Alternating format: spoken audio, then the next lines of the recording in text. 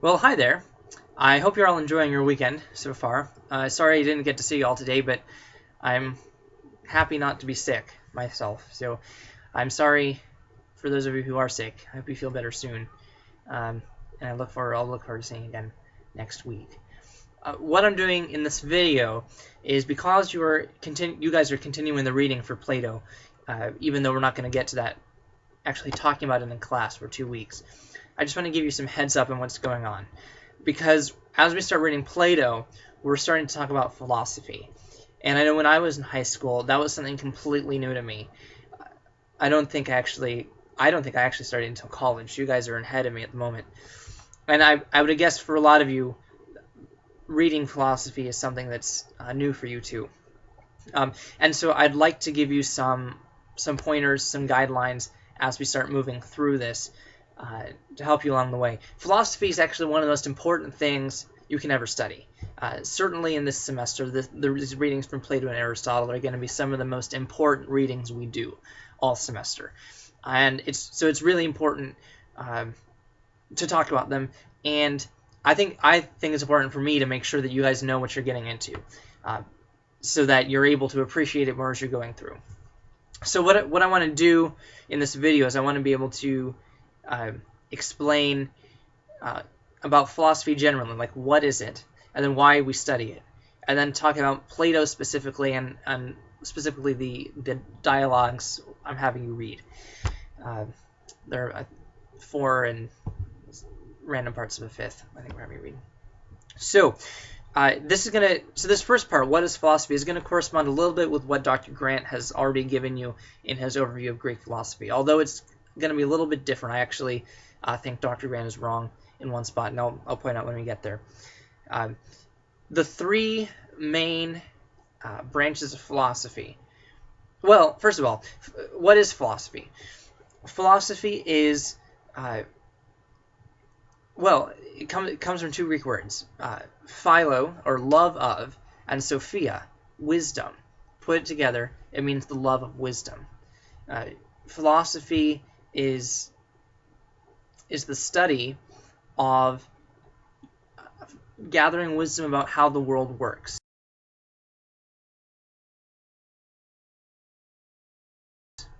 Right? And so you have mechanics, which, as Dr. Grant brought up, which is literally how things work. Gravity, or quantum physics, or relativity, or electricity, magnetism. These are all elements of how things work, how things function, and they fall under mechanics. Metaphysics, study of what is real. Epistemology, study of how we know what we know. And axiology, the study of what is valuable.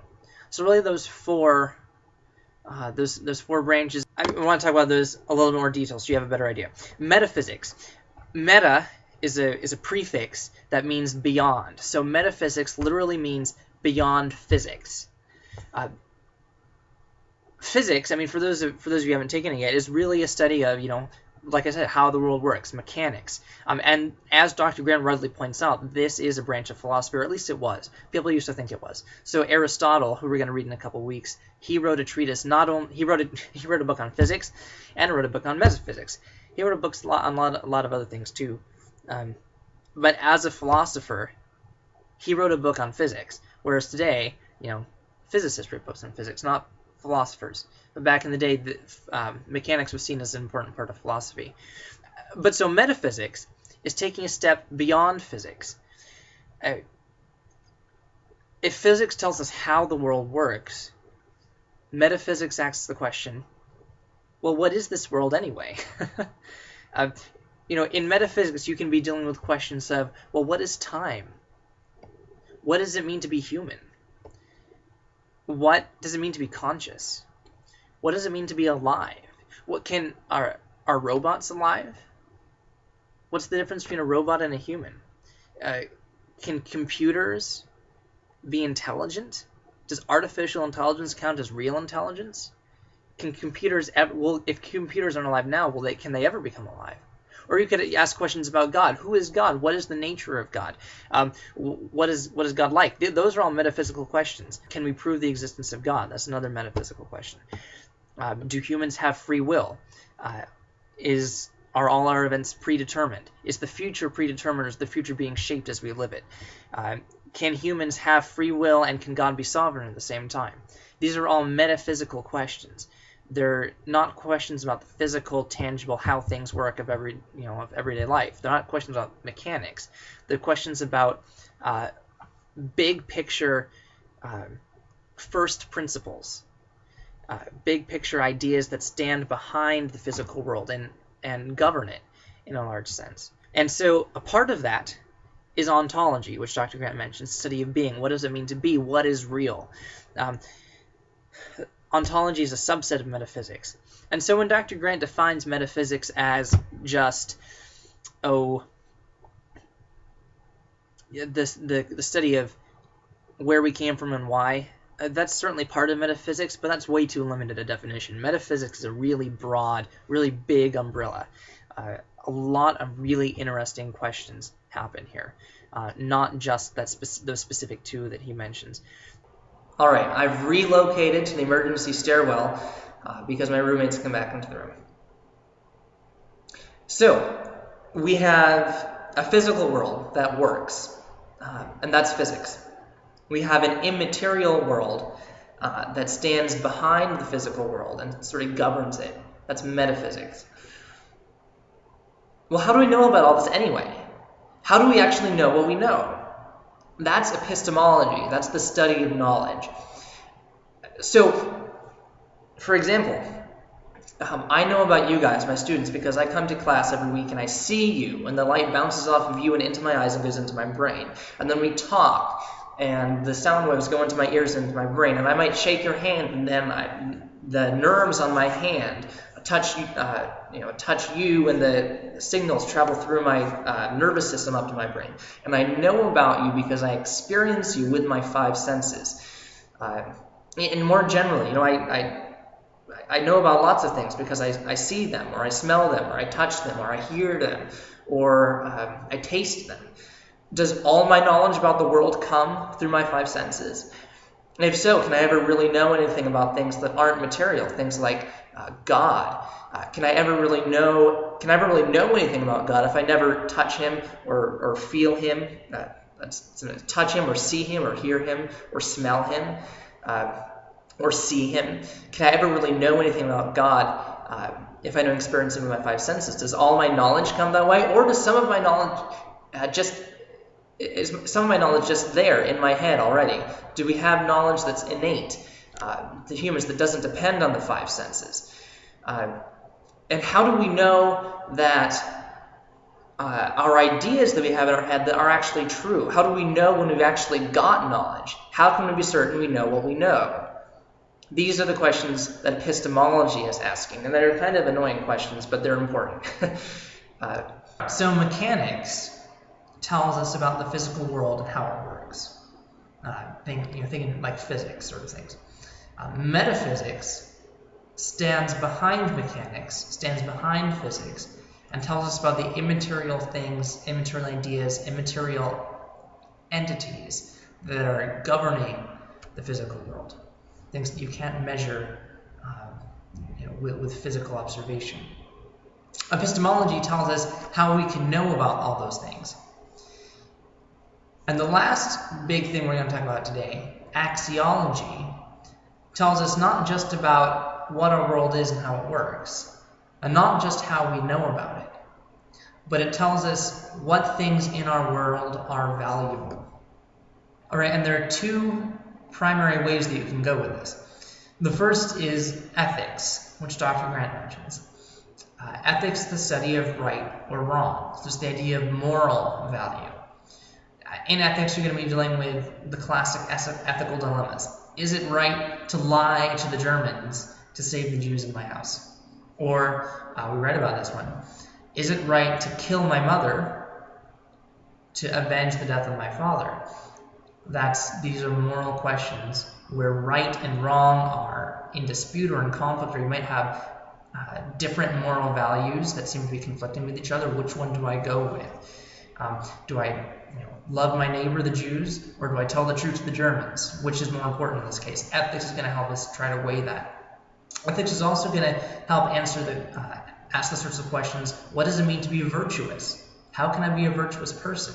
And related to that, what does it mean to live well? How can I have a good life? What does it mean? What is the good life that I should be aiming for, and how can I get there? Ethics is actually really practical in that sort of way. A lot of questions there that are helpful for us to think about. Besides ethics, there's also the field of aesthetics, which is the study of beauty. So instead of moral value, which is ethics, we have aesthetic value, whether things are beautiful or not. We're going to ask questions like, how do we know what things are beautiful? Is beauty in the eye of the beholder, or is it something more objective? What's the difference between, say, my 3-year-old scribbles on the refrigerator and the Mona Lisa, or Rembrandt's The Night Watch, or a Caravaggio in Rome? What's the difference between me as a toddler banging on the piano keys and Beethoven's sonatas, or Tchaikovsky's piano concertos? How do we tell the difference between the two? What things are beautiful and what things aren't? And so you notice that both ethics and aesthetics aren't asking questions about what things exist in the world and what they're like. That would be metaphysics. And it's not asking questions about how we know about those things in the world. That would be epistemology. But it's asking questions about how much these things in the world are worth, whether we ought to pay attention to them. And if so, how should we classify them? Do we classify them as good or bad, as beautiful or ugly, as worthy of our time and attention or unworthy of our time and attention? These are questions of value, and they're extremely important questions to ask as well. So we have really the 4 big fields of philosophy that we're going to be thinking about: mechanics, metaphysics, epistemology, and axiology. And as we start moving into Plato and Aristotle, we're going to start thinking about some of these questions.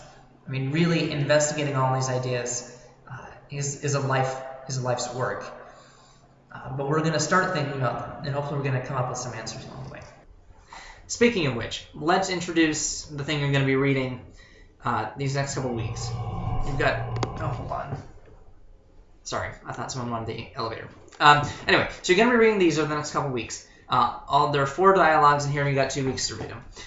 They're written by a guy named Plato. Plato is the most important figure in the history of Western philosophy. I don't remember who said it, but someone has said that all of philosophy is a series of footnotes to Plato. And that's largely true because Plato and Socrates, who he's writing about, they set the terms of the discussion. They ask the sorts of questions. They innovate the sort of mindset and the ideas that people have been responding to ever since. So Plato lived in 400 BC Athens, like a lot of the people we've been studying: Sophocles, Aeschylus, Herodotus. His teacher, Socrates, also lived in the 400s, and Socrates famously died in 399 BC. Actually, he was executed by Athens. And after his death, Plato began writing down some of the stuff that Socrates had taught in what we call Platonic dialogues, because they're dialogues between 2 or more people, kind of like the dramas you guys have read. It's a similar format. There's no narrations, just 2 or more people speaking, going back and forth. The only difference is there's nothing actually happening in terms of physical action. All the action is intellectual or mental. So you have ideas flying back and forth, and people are responding or trying to back out of problems or getting cornered into situations, which Socrates is really good at doing, cornering people in intellectual traps, which is one of the fun reasons it's fun to read him. And so it's set up like that. So when you're reading these things, you're going to be looking for the characters and going back and forth as if you're reading a drama. But Plato is writing these Platonic dialogues in which Socrates is always the main character. The 4 dialogues you're going to be reading, These 2 weeks are Euthyphro, Apology, Credo, and Phaedo, which are all Greek names, mostly referring to, I believe, the people Socrates is talking to. So in the Euthyphro, Socrates is talking to Euthyphro. He's on his way to court to be tried. As I mentioned, he was executed, and this is the trial before his execution. He's on his way to court. He meets up with this guy named Euthyphro, and the big issue there they end up talking about is, are right things right because God says they're right? Or does God say they're right because they're right? All right, so let me explain that a little bit further. Is there a standard of right and wrong outside of God that God sort of has to refer to and make sure he keeps in line with, and make sure he's staying in line with them when he's giving us moral laws? For example, he's giving Moses the 10 Commandments. He has to go back and double check. Okay, all right, it says murder's wrong, so we're going to say do not murder. Honoring your parents is good. We're going to put that down here. That's a good thing. Is there a standard outside of God that he has to refer to? Or are things right simply because God says so, arbitrarily? So, for example, God happened to tell Moses that murder is wrong, honoring your parents is great, but if he wanted to, he could have said, yeah, sure, go ahead, murder's fine, coveting, go ahead, do that, and yeah, don't worry about honoring your parents, that's bad, we're going to make that evil here. But sure, murder, yeah, killing, yeah, lying, great, those are all good, I want you to do those as much as possible. Is God arbitrarily setting out moral rules like that? Could he have decided to make anything good or bad? Or is there a moral standard outside of him that he was referring to? Now, those are the big questions that they're talking about in this dialogue. And one of the things we want to talk about when we come back on Friday or Friday 2 weeks from now, how do we as Christians respond to that dilemma? What are our answers? Is there another option even? So that's something you can be thinking about as you go through. The apology, which is the next dialogue, is different because it's not actually really a dialogue. It's mostly just Socrates speaking, although there is interaction with some other people like his accusers. He's cross-examining them. Because the apology is Socrates' speech to the jury at his trial. So in this speech, you're going to hear the main charges brought up against him. He's being charged with atheism and with corrupting the youth by teaching atheism. He's being charged with sophistry. Now, sophistry is this idea that you can use reasoning or mental ideas or arguments to trap people or bring people to conclusions that are actually wrong and false and untrue. To use logical tricks to get whatever answer you want. This was something that was going on in Socrates' day. There were sophists who would train people to not think well, but to think cleverly, so that they could get to whatever answer they wanted with their logical tools. This is something that Socrates is not actually a fan of doing, and he defends himself against that in this apology.